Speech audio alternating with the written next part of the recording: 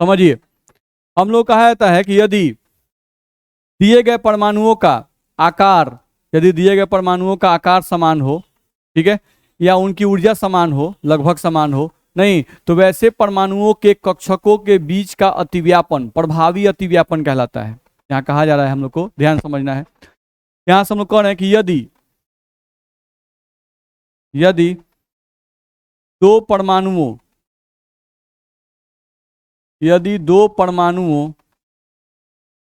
का आकार, यदि दो परमाणुओं का आकार या ऊर्जा लगभग समान हो,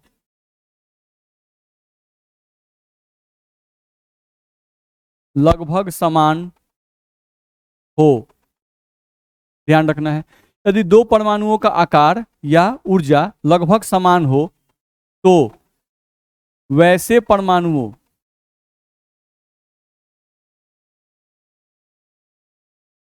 तो वैसे परमाणुओं वैसे परमाणुओं के कक्षकों के बीच का अतिव्यापन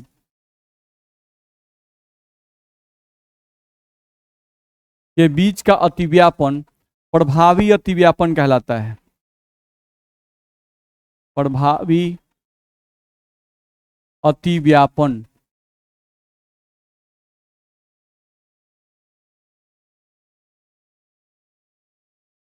प्रभावी अतिव्यापन कहलाता है। ध्यान रखना है, इसका मतलब क्या है समझना है हम लोग को। अगर दो परमाणु समान आकार के हैं, नहीं दो परमाणु अगर समान आकार के हैं, नहीं तो उनके बीच का जो अतिव्यापन होगा वो प्रभावी अतिव्यापन होगा। जैसे मान लो हम लेते हैं यहाँ पर कुछ भी O2 ले लेते, ठीक है, तो O2 में आपका क्या होता है, O प्लस O से बनता है। नहीं, अगर इसका आप कॉन्फ़िगरेशन लिखते हो, बाहरी हम लिख रहे हैं तो क्या होता है 2s2 और 2p4। इसका अगर आप लिखोगे तो क्या होगा 2s2 और क्या होगा 2p4, होगा कि नहीं होगा। अगर आप देखोगे तो यहाँ पर आप 2s के लिए एक डब्बा बनाते हो और p के लिए कितना 3 डब्बा बनता है। इलेक्ट्रॉन कितने 4, 1 2 3 और 1 4, ये हो गया आपका। 2s में 2 इलेक्ट्रॉन है, उसको हम लोग रिप्रेजेंट कर दिए। फिर ये दूसरा ऑक्सीजन, इसके भी 2s में 2 इलेक्ट्रॉन है और ये 2p का हो गया 3 डब्बा, इलेक्ट्रॉन 4, 1 2 3 और 1 4, होगा होगा ना जी। नहीं, अब मान लेते हैं इस डब्बे में हम लोग किसी को px, किसी को py और किसी को pz मान सकते हैं। नहीं, ध्यान रखिएगा, तो हम मान लिए कि ये हमारा कौन सा है px, ये हमारा क्या है py और ये हमारा क्या है pz, ठीक है, ये s वाला है। इसमें भी हम लोग मान लेते हैं इसको px और इसको मान लेते हैं py और इसको क्या मान लेते हैं pz मान लेते हैं। हम लोग को बताया गया कि अतिव्यापन में कौन से कक्षक भाग लेते हैं, जिनके पास अजोड़ा इलेक्ट्रॉन उपस्थित हो। नहीं तो देखो तो यहाँ पर px और py में अजोड़ा है, इसके भी px और py में अजोड़ा है। नहीं तो हम फोटो बनाते, चलो भाई यहाँ से ध्यान दिया जाए। एक ऑक्सीजन का फोटो बनाए तो कुछ इस तरह से बना, ये हो गया px, होता है। नहीं, अब ये बनाइए py, ये किसका हुआ एक ऑक्सीजन का, ये हो गया आपका px में 1 इलेक्ट्रॉन है और इसके py में 1 इलेक्ट्रॉन है। चलिए अब दूसरा ऑक्सीजन, नहीं दूसरे ऑक्सीजन का px पहले वाले के px से कंबाइन करेगा कि नहीं करेगा, करेगा, तो ये कंबाइन कर गया, बस में रहे। अब चलिए ये कौन है py, किसका दूसरे ऑक्सीजन का, तो इसका py और इसका py आपस में कंबाइन करेगा कि नहीं करेगा, करेगा। ध्यान रखना, ये दोनों नजदीक आएंगे, कैसे होता है px और px पहले कंबाइन किया, बॉन्ड बन गया। नहीं, अब किसको किसको कंबाइन करना है py और py को, तो py कंबाइन करना है तो इनको नजदीक आना पड़ेगा, और नजदीक, तब ये कंबाइन होगा। ऐसे कंबाइन करते हैं, पिछले बार बताया था ना py कैसे कंबाइन करता है। अगर हम py का कॉम्बिनेशन तो कैसे होगा, इस तरह से, कल के क्लास में याद कीजिए, था कुछ ऐसा नहीं था। नहीं तो सोचिए कि इस py को इस py के नजदीक आना है, एकदम चिपक जाना है, तो इन दोनों कक्षक को बहुत नजदीक नहीं आना पड़ेगा, बहुत नजदीक आना पड़ेगा, तब ये दोनों अंगूठा मिलेगा, बस में रहे, ठीक है।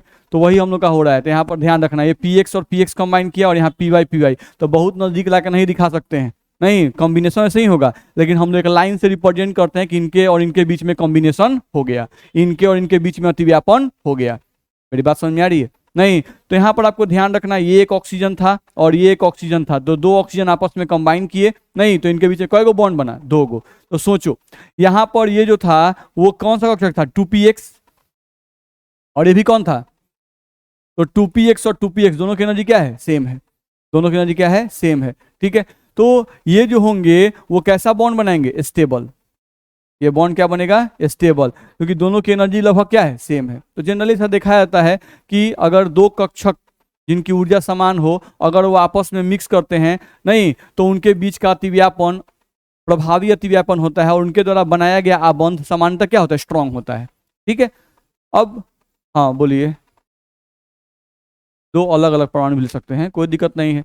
नहीं, हम लोग यहाँ से ले सकते हैं कोई भी परमाणु, जैसे कोई भी सेकेंड पीरियड का ले लो, फॉस्फोरस ले लो जो कि थर्ड पीरियड का है, और उसे कंबाइन कैसा कर दो, क्लोरीन का, तो PCl3 मान लो बनाते हो, तो PCl3 में कितने क्लोरीन होते हैं, 3 क्लोरीन होते हैं, ये 3 क्लोरीन लिख दिए। चलो, फॉस्फोरस का कौन सा भाग लेता है, P, आप याद करो फॉस्फोरस का एटॉमिक नंबर कितना, 15, तो 15 का लास्ट कॉन्फिगरेशन हम लिख रहे हैं 3s2 और 3p3 होता है, 3s2 3p3 होता है, क्या होता है, 3p3, नहीं तो 3p3 का फोटो बनाओ, अगर यहाँ फोटो बनाओगे तो एक इलेक्ट्रॉन, एक इलेक्ट्रॉन और एक इलेक्ट्रॉन, एक px, एक py और एक क्या होगा, pz।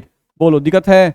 नहीं। अब यहाँ पर अगर तुम बनाते हो तो फॉस्फोरस का यहाँ जो बॉन्ड बना है वो कौन सा यूज किया है, ये 3 है, ये कौन सा ऑर्बिट है, 3, तो 3px है, 3py 3pz है, नहीं तो यहाँ पे इस बॉन्ड में क्लोरीन का कौन भाग लिया, 3px।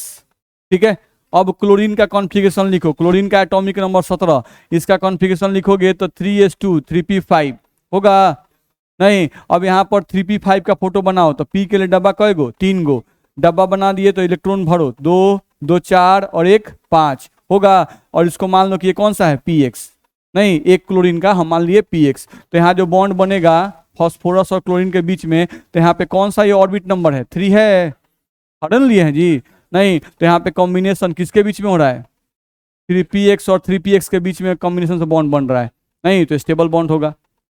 मेरी बात समझ में आ रही है? ठीक है, अब इसी में आप PCl3 नहीं लेके आप ले लेते मान लो Pi3, आप क्या ले लेते, Pi3 ले लेते, नहीं तो Pi3 का मतलब हुआ फॉस्फोरस और उसे कई गो आयोडीन, 3 गो आयोडीन, तो अगर आपका 3 गो आयोडीन कंबाइन कर रहा है भाई, तो आप समझने की कोशिश कीजिए कि यहाँ पर फॉस्फोरस का तो फिक्स है, कौन भाग लेगा, 3px, नहीं लेकिन आयोडीन किस ऑर्बिट का है, 5वां, नहीं तो इसका कौन भाग लेगा, 5px, नहीं। अब 3px और 5px कक्षक जब आपस में मिलेंगे तब ना ये बॉन्ड बनेगा। मेरी बात में आ रही है? आप आयोडीन का जब कॉन्फ़िगरेशन लिखिएगा तो कैसे क्लोरीन का लिखे हैं, तो आयोडीन का क्या होगा, 5s2 अब 5p5, नहीं तो इसका 5वां ऑर्बिट भाग लेगा, बस में आ रहा है, और यहाँ पर फॉस्फोरस कौन सा भाग लिया, तीसरा ऑर्बिट भाग ले रहा है, तो इनके बीच का अतिव्यापन क्या प्रभावी अतिव्यापन होगा, नहीं ये प्रभावी अतिव्यापन नहीं होगा, तो ये बॉन्ड जो होगा वो ज्यादा स्ट्रांग होगा, ध्यान रखना है, और ये बॉन्ड जो होगा वो क्या होगा, वीक होगा, होगा कि नहीं होगा, मेरी बात समझ में आ रही है? ज्यादा है, कम है,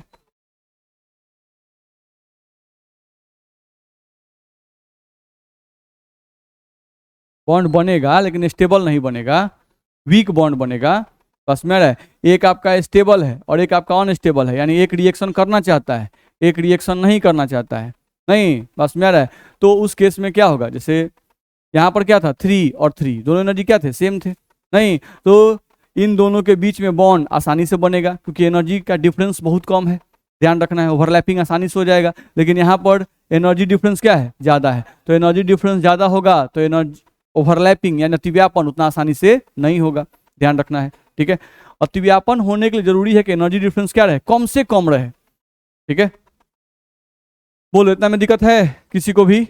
तो अगर कोई पूछता है कि प्रभावी अतिव्यापन क्या है तो बता सकते हैं ना। चलिए अब अगले पॉइंट पे आ जाइए, देखा जाए।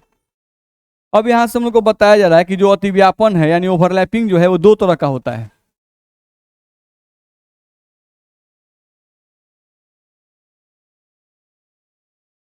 अतिव्यापन यानी कि ओवरलैपिंग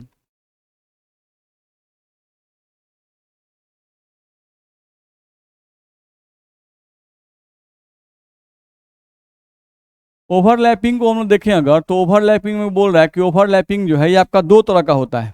ठीक है, एक हम लोग का होता है एक्सियल ओवरलैपिंग, एक्सियल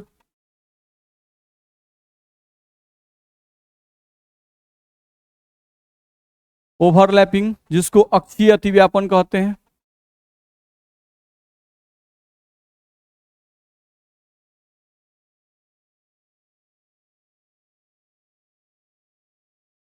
ध्यान रखना है। और एक आपका इसमें आता है लैटरल ओवरलैपिंग। देखिए तो लैटरल का हिंदी क्या लिखा हुआ है, नोट्स आपको मिला है ना, उसमें देखिए लैटरल ओवरलैपिंग। लैटरल ओवरलैपिंग एक होता है, नहीं ध्यान रखना है, देखिए सर उसका हिंदी पार्श्व अतिव्यापन।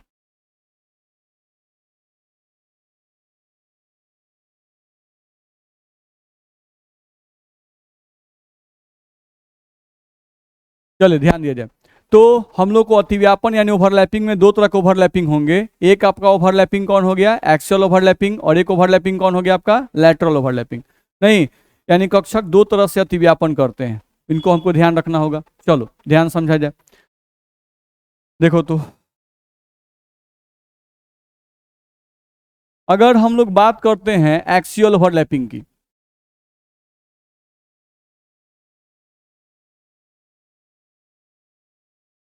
अगर हम लोग बात करते हैं एक्सियल ओवरलैपिंग की, तो हमको ध्यान रखना होगा कि अक्षीय अतिव्यापन, हिंदी में क्या बोल रहे हैं इसको, अक्षीय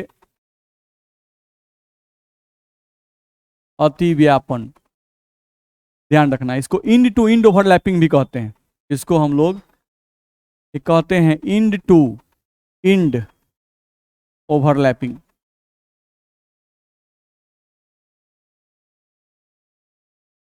चलो ध्यान रखना है कि जो अक्षीय अतिव्यापन है इसके कारण इन टू इंड ओवरलैपिंग बोले, या हम लोग इसको अक्षीय अतिव्यापन बोले, या एक्सियल ओवरलैपिंग करें, नहीं, इसके कारण सिग्मा बॉन्ड का फॉर्मेशन होता है। नहीं, यानी बोल रहा है कि अक्षीय अतिव्यापन के कारण, अक्षीय अतिव्यापन के कारण, अक्षीय अतिव्यापन के कारण जिस आबंध का निर्माण होता है, अक्षीय अतिव्यापन के कारण जिस आबंध का निर्माण होता है, जिस आबंध का निर्माण होता है उसे उसे सिग्मा, ठीक है, उसे सिग्मा, हिंदी में सिग्मा ही कहते हैं, हिंदी में क्या कहते हैं इसको, उसे सिग्मा रिप्रेजेंट कैसे करते हैं, ऐसे ध्यान रखना है, उसे सिग्मा आबंध, सिग्मा आबंध कहते हैं। ध्यान रखना है।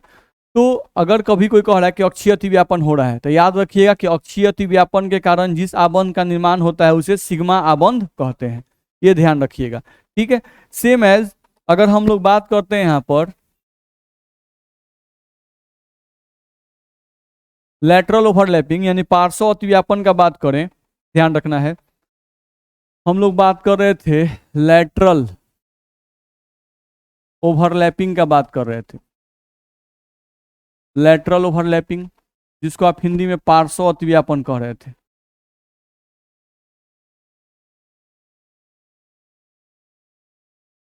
तो आपको ध्यान रखना होगा कि ये जो अतिव्यापन है आपका पार्श्व अतिव्यापन, इसके कारण जिस आबंध का निर्माण होता है, नहीं, ध्यान रखना है, इस अतिव्यापन के कारण, इस अतिव्यापन के कारण, इस अतिव्यापन के कारण जिस आबंध का निर्माण होता है,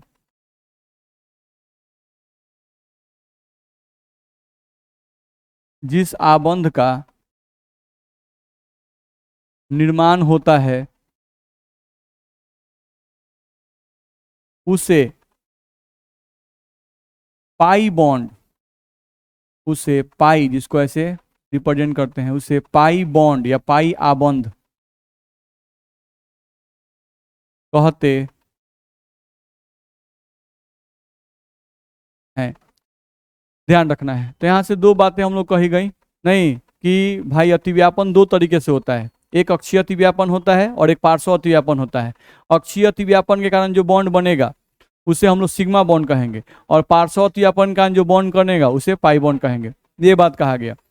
दूसरा पॉइंट इसमें डिफरेंस का एक होता है कि अक्षीय अतिव्यापन में इलेक्ट्रॉन का घनत्व एक्सिस पर रहता है।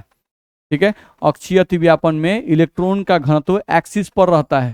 ठीक है, हम लोग यहाँ लिख रहे हैं, देखो हम लोग यहाँ लिख रहे हैं अगले पॉइंट में कि अक्षीय अतिव्यापन में,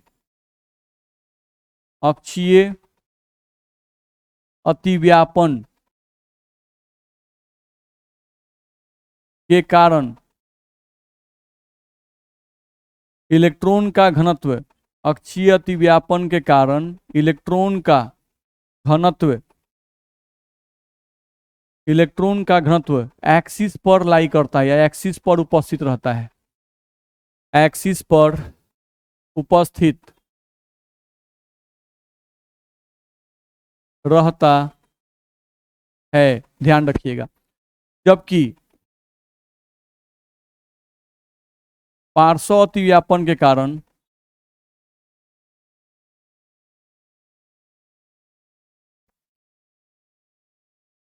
पार्श्व अतिव्यापन के कारण इलेक्ट्रॉन का घनत्व, इलेक्ट्रॉन का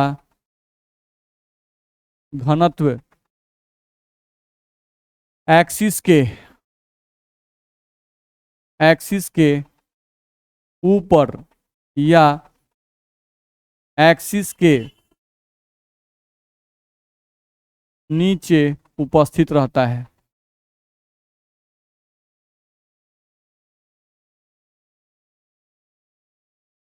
ध्यान रखना है। तो ये बात हम लोग को ध्यान रखना होगा। ठीक है, ये बात भी समझ में आया कि जबकि पार्श्व अतिव्यापन के कारण इलेक्ट्रॉन का घनत्व एक्सिस के ऊपर या एक्सिस के नीचे उपस्थित रहता है। ठीक है, अगला पॉइंट ये कह रहा है कि जिस एक्सिस से होकर दो कक्षक एक दूसरे के नजदीक आते हैं अतिव्यापन करने के लिए, ठीक है, उस एक्सिस को इंटर न्यूक्लियर एक्सिस या मेन एक्सिस कहते हैं। ध्यान रखना, या मॉलिक्यूलर एक्सिस कहते हैं। ये बोल रहा है कि जिस एक्सिस से होकर या जिस रेखा से, ज्यादा अच्छा कहें अगर हम लोग तो ये ज्यादा अच्छा रहेगा, जिस रेखा से होकर, एक्सिस को हटा क्या लिखें, जिस रेखा से होकर कक्षक अतिव्यापन करने के लिए, कक्षक अतिव्यापन करने के लिए एक दूसरे के, अतिव्यापन करने के लिए एक दूसरे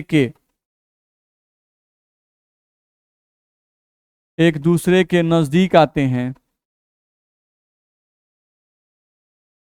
एक दूसरे के नजदीक आते हैं, उस जिस रेखा से होकर कक्षक अतिव्यापन करने के लिए एक दूसरे के नजदीक आते हैं, ध्यान रखना है, उस रेखा को या एक्सिस को मेन रेखा या मेन एक्सिस या मॉलिक्यूलर एक्सिस या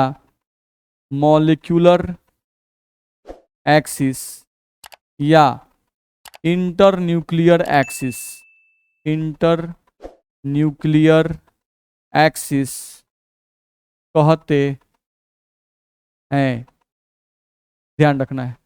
तो यहां से हम लोग कहा गया कि जिस रेखा से होकर कक्षक अतिव्यापन करने के लिए एक दूसरे के नजदीक आते हैं, उस रेखा को मेन एक्सिस या मॉलिक्यूलर एक्सिस या इंटर न्यूक्लियर एक्सिस के नाम से जाना जाता है। ठीक है, आगे बढ़ सकते हैं।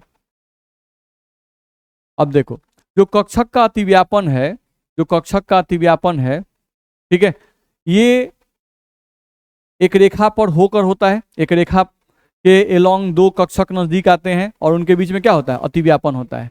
तो ये जो कक्षक एक रेखा से होकर दूसरे का नजदीक आते हैं, नहीं, अब ये रेखा एक्सिस ही होती है, नहीं, तो अब ये एक्सिस एक्स एक्सिस भी हो सकती है, वाई एक्सिस भी हो सकती है और ये जेड एक्सिस भी हो सकती है, ध्यान रखना है। ठीक है, तो यहाँ से हम लोग को देखा जाए तो यहाँ पे कहा जा रहा है कि मेन एक्सिस,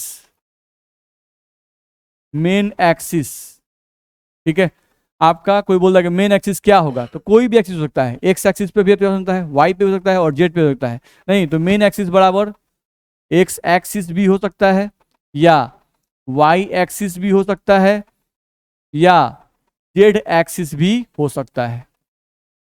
ठीक है, ये कोई एथी नहीं है कि हम इसी एक्सिस को मेन एक्सिस मानेंगे। ठीक है, ऐसे कन्वेंशनली जेड एक्सिस को एनसीईआरटी में जेड एक्सिस को मेन एक्सिस मानता है। ठीक है, आप एक्स एक्सिस भी कोई मान सकते हो, वाई एक्सिस को भी मान सकते हो, ऐसा कोई हार्ड एंड फास्ट रूल नहीं है, ध्यान रखना है। ठीक है, तो यहाँ पे आप ये बात लिख सकते हो कि अकॉर्डिंग टू एनसीईआरटी अगर हम लोग बात करें, अकॉर्डिंग टू एनसीईआरटी नहीं, जेड एक्सिस को मेन एक्सिस मानता है। NCERT Z axis is equals to main axis. ठीक है, जेड एक्सिस को मेन एक्सिस मानता है, ध्यान रखना है। ठीक है, तो ये बात हम लोग को ध्यान रखना होगा कि एनसीईआरटी कहता है कि जेड एक्सिस को मेन एक्सिस मान सकते हो, ऐसे आप किसी को भी मेन एक्सिस मान के अपना अतिव्यापन करा सकते हो। ठीक है, आप एक्सिस को मान लो, वाई को ही मान लो, उससे कोई दिक्कत आपको नहीं है। बोलो दिक्कत है इसमें, कर सकते हैं। चलो अब हम लोग आगे बढ़ते हैं दूसरे पॉइंट पर। देखा जाए, यहां से देखा जाए तो अब हम लोग फिर से देखते हैं एक्सियल ओवरलैपिंग। एक्सियल ओवरलैपिंग, ठीक है, यानी कौन कौन से कक्षक हैं जो एक्सियल ओवरलैपिंग दिखाते हैं। ठीक है, यानी कि कौन सा अतिव्यापन, अक्षीय अतिव्यापन। अब अक्षीय अतिव्यापन की हम लोग बात कर रहे हैं, तो अक्षीय अतिव्यापन जो है वो कौन कौन दिखाएंगे उनको थोड़ा सा हम लोग देख लें, देखा जाए, समझा जाए। अगर अक्षीय अतिव्यापन की बात करें तो हम लोग को बताया जाता है, यहाँ पर समझा जाए तो हम लोग को बताया जाता है पहला एस एस अतिव्यापन, एस एस अतिव्यापन। ठीक है, तो एस एस अतिव्यापन आप समझ सकते हो, नहीं एक परमाणु का एस कक्षक और दूसरे परमाणु का भी एस कक्षक, जिसके पास और जोड़ा इलेक्ट्रॉन इसके पास भी होगा और अजोड़ा इलेक्ट्रॉन इसके पास भी होगा, ध्यान रखना है। जैसे हम मान लो एस का आकार कैसा होता है, गोलाकार, तो ये हो गया गोलाकार, ये हो गया गोलाकार। नहीं, इसके पास भी एक अजोड़ा इलेक्ट्रॉन है और इसके पास भी एक अजोड़ा इलेक्ट्रॉन है, एक को सीधा लिखेंगे और एक को उल्टा लिखेंगे क्योंकि पेयरिंग के समय ऐसा होता है, ध्यान रखना है। तो ये हो गया एस कक्षक, ठीक है, और ये भी हो गया एस कक्षक। नहीं, और ये फर्स्ट एटम का है, यानी दोनों एक ही परमाणु के नहीं है, अलग अलग परमाणु के, ये फर्स्ट एटम और ये सेकेंड एटम। नहीं, एक एटम का एस दूसरे एटम के एस के साथ कंबाइन किया,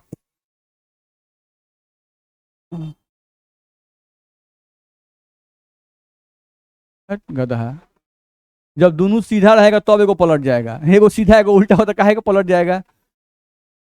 ऐसे वो अपने आप को अरेंज कर लेते हैं कि उनके बीच में आकर्षण लगेगा, गधा में क्या है, ये दोनों पहले ये हम दोनों को सीधा लिखते हैं, कॉम्बिनेशन में क्या करते, पलट देते, बस मेरा है। तो ये जैसे ही नजदीक आते हैं ना, ये वैसे अपने आप को सजा लेते हैं, अरेंज कर लेते हैं, जिससे उनके बीच में आकर्षण ज्यादा लगे, बस मेरा है। नहीं, आप रोड पे लफुआई कर रहे हैं मान लीजिए, नहीं आप बगल से बाइक से आपके पिताजी पहुंच गए, आप करते रहिएगा, नहीं करते रहिएगा, आप तुरंत अपने बिहेवियर चेंज कर लीजिएगा, जी जी बोलिए, नहीं बस मेरा है, तुरंत बिहेवियर चेंज हो जाता है। तो कैसे हुआ, आपने अगर अपने आप अरेंजमेंट को, जो आपका सजावट था, अगर नहीं बदलिएगा, नहीं तो विकर्षण होगा और उस विकर्षण का परिणाम दुष्परिणाम निकलेगा, नहीं होगा। सब समझते हैं आप फिर भी पूछते हैं, बताइए। देखा जाए तो एस और एस, नहीं अब यहां पर हम लोग इन दोनों कंबाइन कर रहे हैं भाई, तो चलो एक एक्सिस ले लिए, ये हम लोग का एक्सिस हो गया। नहीं, अब इस पर अतिव्यापन कर दिए, ये एक परमाणु का एस हो गया और ये दूसरे परमाणु का एस हो गया, कंबाइन करेंगे तो इलेक्ट्रॉन जोड़ा होगा कि नहीं होगा, होगा। ठीक है, अब यहाँ पर ध्यान देखो, तो यही जो है ये हमारा एक्सिस है, मान लो हम एक्स एक्सिस ही माने हैं या कोई भी जेड एक्सिस मान सकते हो, मान लो एक्स एक्सिस आप माने हुए हो। अब यहां से देखो कि यहाँ जो इलेक्ट्रॉन का डेंसिटी है, इलेक्ट्रॉन का डेंसिटी कहाँ लाई किया है, एक्सिस पर लाई किया है कि एक्सिस के ऊपर आ गया है, एक्सिस पर। यहाँ इलेक्ट्रॉन डेंसिटी जो है, इलेक्ट्रॉन डेंसिटी कहां पर है? इलेक्ट्रॉन डेंसिटी एक्सिस पर है।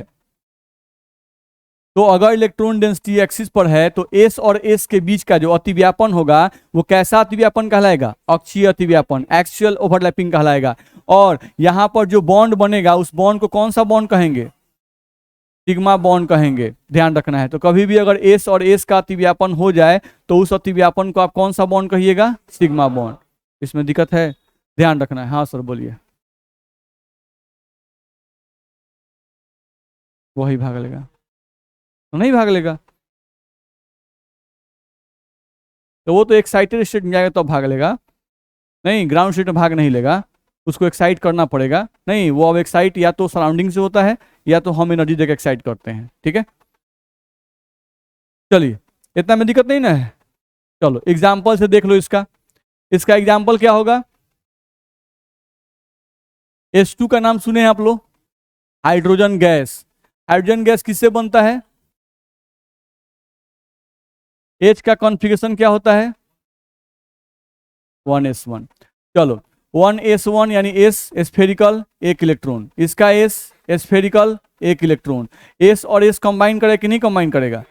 ये एक हाइड्रोजन का है, ये फर्स्ट हाइड्रोजन एटम और ये सेकेंड हाइड्रोजन एटम, ये दोनों आपस में कंबाइन करेंगे बाबू। तो दोनों कंबाइन किए तो देखो तो ऐसा हम लोग बना सकते हैं कि नहीं बना सकते हैं?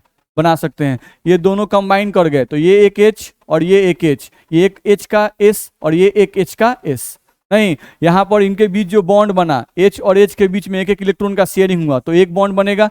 एक बॉन्ड बनेगा, उस बॉन्ड का नाम क्या देंगे?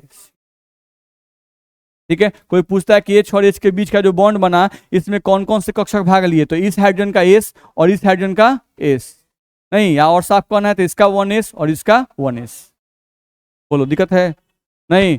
तो अब यहाँ पे कोई पूछता है कि H2 के बीच का जो बॉन्ड बना है, नहीं वो कैसे बना है, तो आप बोलिए कि एक हाइड्रोजन का 1s दूसरे हाइड्रोजन के 1s के साथ जब अतिव्यापन किया है, जब मिक्सिंग किया है तब ये बॉन्ड बना है। अच्छा, ये कौन सा अतिव्यापन है? अक्षीय है कि पार्श्व? अक्षीय है। यहाँ जो बॉन्ड बना उस बॉन्ड का नाम सिग्मा हो कि पाई होगा? सिग्मा होगा। दिक्कत है? इसी में कौन गधा पाइयो बोल रहा है? हैं? पाई ज्यादा आसान होता है का? दिक्कत यह है क्या बनेगा, तो जो बनेगा वो ना बताएंगे, कि जो ज्यादा आसान लगता है वो कब बनाए बताएंगे।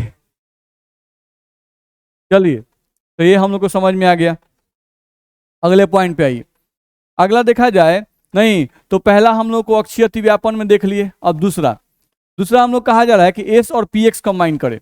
नहीं, S plus p x combine करे, तो एस और पी एक्स कंबाइन करेगा तो यहां भी आपका अक्षीय अतिव्यापन होगा। देखो अगर हम एक्स एक्सिस को मेन एक्सिस मान रहे हैं तो एस स्फेरिकल, एक इलेक्ट्रॉन। यहां से आप पी एक्स को ले लो, एक इलेक्ट्रॉन। ठीक है, अब इन दोनों को आप नजदीक लाओ, एक एक्सिस खींच लो,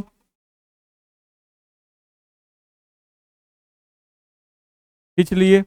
नहीं, अब इसी पर कंबाइन करें, ये हो गया आपका एस और ये हो गया आपका पी एक्स। ठीक है, तो इसका हम नाम लिखे एस और इसका नाम हम लिख दिए पी एक्स। ये दोनों एक ही एटम के, अलग अलग एटम के, अलग अलग एटम के, ध्यान रखिएगा, फर्स्ट एटम और ये सेकेंड एटम। ठीक है, दो अलग अलग एटम आपस में कंबाइन किए, इनके इलेक्ट्रॉन्स क्या हो गए? पेयर्ड हो गए। ठीक है, तो यहाँ भी इलेक्ट्रॉन डेंसिटी एक्सिस पर है कि नहीं है? है। तो इलेक्ट्रॉन डेंसिटी एक्सिस पर है तो एक ऐसा ओवरलैपिंग है, ये आपका एक्सियल ओवरलैपिंग है, ध्यान रखना है। और अगर ये एक्सियल ओवरलैपिंग है तो यहाँ जो बॉन्ड बनेगा वो सिग्मा बनेगा, पाई बॉन्ड बनेगा, सिग्मा बॉन्ड। तो यहाँ पे सिग्मा बॉन्ड फॉर्म्ड हम लिख रहे हैं, सिग्मा बॉन्ड फॉर्म्ड का मतलब सिग्मा बॉन्ड बनेगा। बोलो दिक्कत है? कह सकते हैं? नहीं, जैसे आप एग्जाम्पल ले सकते हो। देखो हम यहाँ से एग्जाम्पल लिए, जैसे एच एफ का, एच एफ। नहीं, तो एच एफ कैसे बना है? एच प्लस एफ से। एच का कॉन्फ़िगरेशन क्या लिखते हो? फ्लोरीन का क्या लिखते हो? 2s2 2p5, यही ना होता है। ठीक है, लास्ट वाला हम सिर्फ लिखे हैं। तो इसका एस में इलेक्ट्रॉन कय गो? एगो।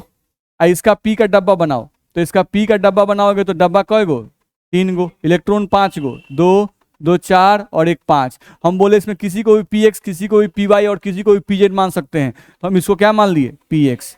और इसका एस है, तो इसका एस और इसका पी एक्स कंबाइन करेगा कि नहीं करेगा, करेगा। तो आप चाहें तो यहाँ पे दिखा सकते हैं, ये हो गया आपका हाइड्रोजन का एस, नहीं जिसमें एक इलेक्ट्रॉन है आपके पास, और ये हो गया फ्लोरीन का कौन चीज,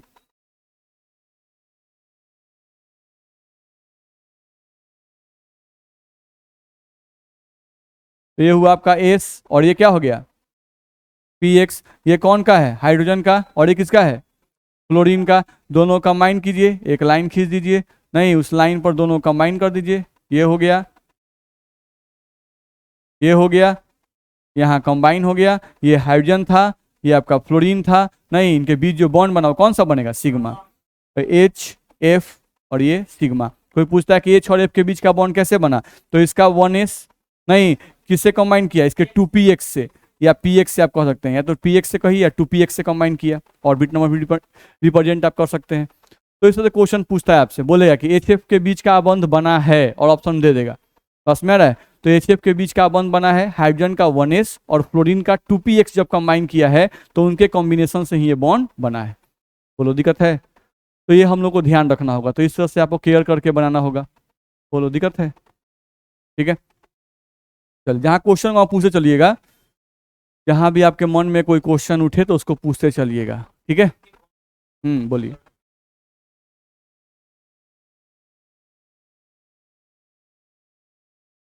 बिल्कुल, क्या कहेंगे, को सिग्मा कहेंगे, पाई कहेंगे, को एक्सियल कहेंगे, लेटरल कहेंगे, हाँ ऐसा कोई नाम नहीं है।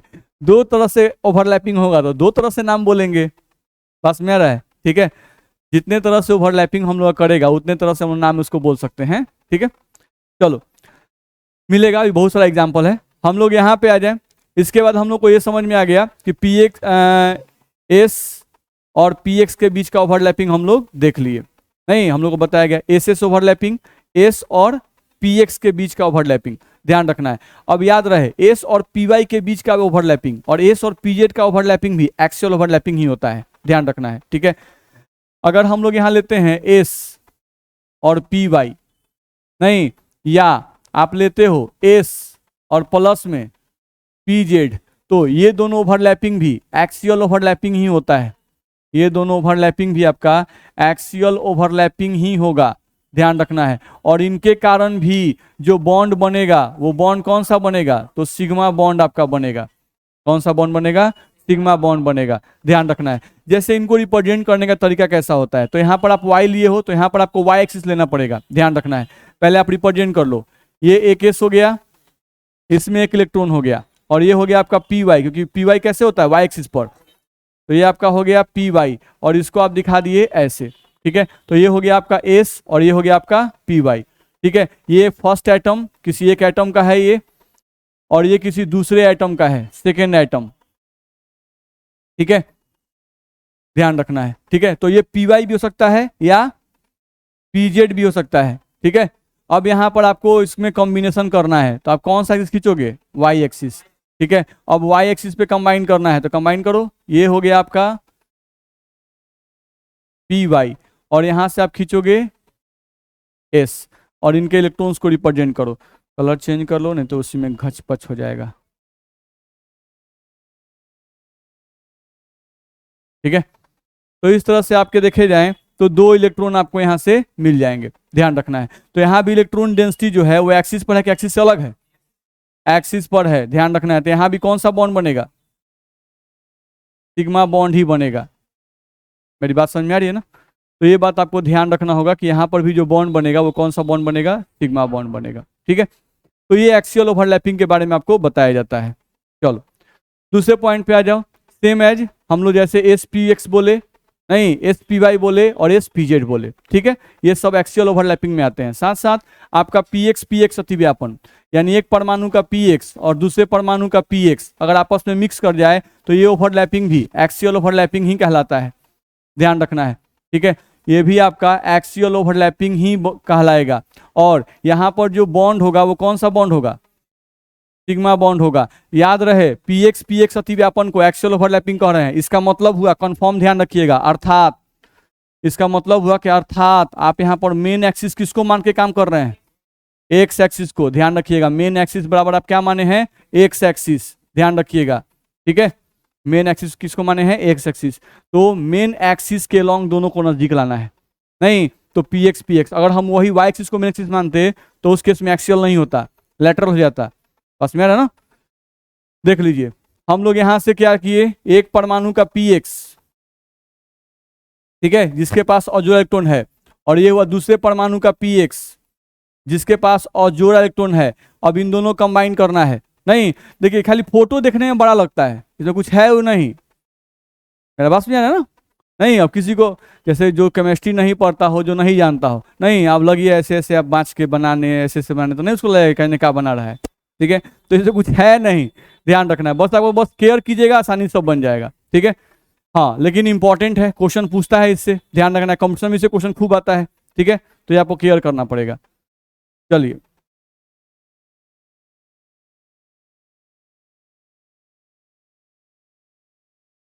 रच रच के बनाना है अच्छा से, हाँ रच रच के बनाना है, ये नहीं कि बहुत लोग ऐसे बनाए जाते हैं, कॉपी बोल के बनाएगा तो ऐसे बना देगा, अब फिर मिलाएगा तो इसी में इसे मिला देगा, नहीं ऐसे नहीं बनाइएगा, बुझा रहा है। बनाना हो तो लंबा लंबा बनाना है कि साफ साफ सब दिखे, बस में आ रहा है। इसीलिए बता देते हैं कि बहुत बच्चे कॉपी जब उन्होंने चेक करते हैं, नहीं उसको कहा जाएगा सब ओवरलैपिंग कराओ, बस उसी में ऊपर गोल गोल का नहीं खींचे का कर देगा, वो गाम घबरा देता है, तो वैसे नहीं करना है, ध्यान रखना है, क्योंकि बनाने के लिए देंगे, बस में ना, क्योंकि हम लोग मॉलिक्यूल का तो कैसे हम लोग देते हैं आपको O2 H2 HCl HCN सब बनाने के लिए दिया जाएगा, तो जब दिया जाएगा तो उसमें आपको ऑर्बिटल फिगर से बनाना पड़ेगा, बस में रहा है, तो उसमें घचपचा मत दीजिएगा सब एक में एक। चलिए तो ये दोनों कंबाइन कर गया। अब यहाँ आप किसको एक्स एक्सिस माने हैं, आपका एक्स एक्सिस जो है ये मेन एक्सिस है, नहीं तो यहाँ पे इलेक्ट्रॉन डेंसिटी एक्सिस पर है, तो कौन सा बॉन्ड, सिग्मा बॉन्ड, बोलो दिक्कत है। तो ये आपका सिग्मा बॉन्ड हो जाएगा, ये आपका हुआ पी एक्स और ये आपका हुआ पी एक्स। नहीं तो एक्सियल ओवरलैपिंग में कौन कौन सा आ गया, बस हम एक बार रिवाइज कर लें, s plus s, s plus p x, s plus p y, s plus p z और p x plus p x. हम मेन एक्सिस किसको मान चल रहे हैं, तो मैक्सिमम केस में यानी इन दोनों केस में एक्स एक्सिस, इस केस में वाई एक्सिस, इस केस में जेड एक्सिस और इस केस में एक्स एक्सिस, ठीक है। तो ये आपको ध्यान रखना होगा, किसी को दिक्कत है। चलिए तो आज के लिए इतना ही, अगले क्लास में आगे बढ़ेंगे।